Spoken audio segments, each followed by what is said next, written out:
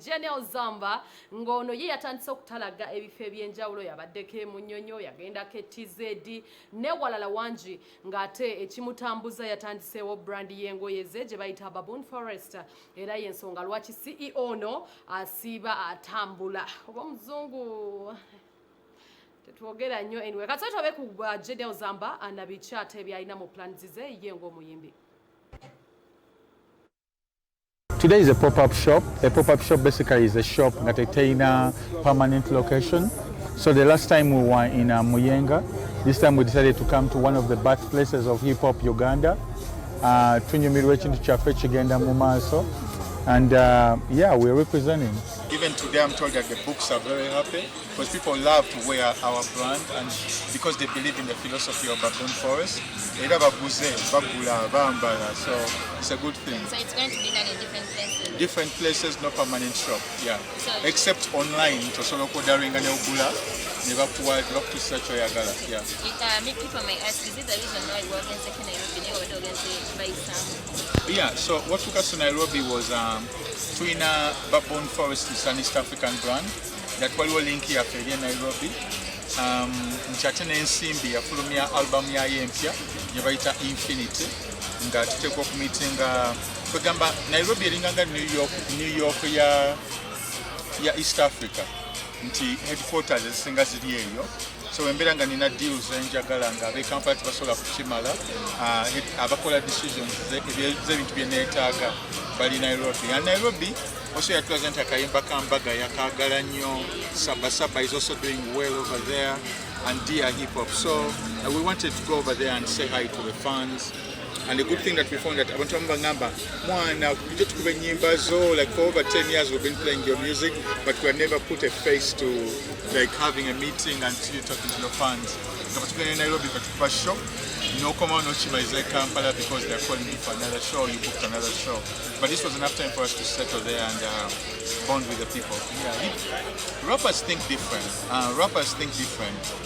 Tulinda our promoter just for kakutukubira. We work with so many promoters, but we can also create our own teams, our own brands.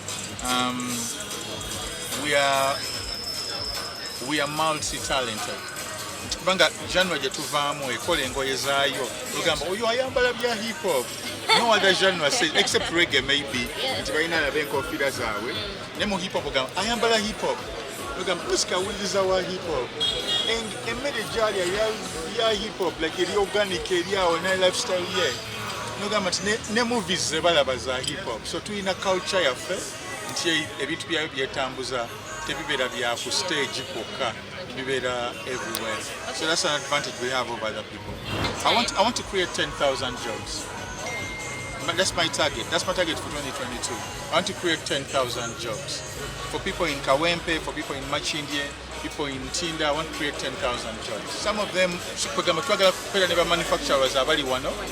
So some of them are manufactured made in Uganda, some of them are made in China, some of them are made in the US. So depending on what item and what price somebody can afford. It's waliwo premium level, then waliwo nga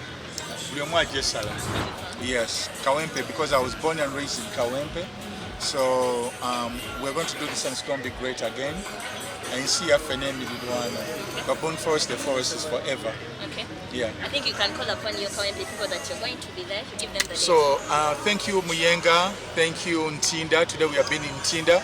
Thank you so much for the love and support. Okugula enkofiira zaffe jumpers ne mujja ne tunyumyamu mbagala nnyo for supporting Baboon Forest Entertainment.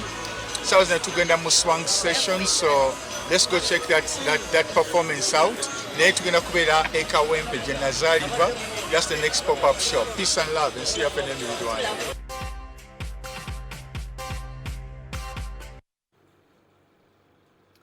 Okay, oyabadde mukulu wa Baboon Forest Janelle Zamba era ng'ebyo bibadde bigambo bye t-shirts ze n'enkofiira abaziguze nga bw'agambye babeebaza nnyo wabula ate producer wange ngambye abantu be nateete kwe bali okuli Alia ne Musawo Eva always bambi bana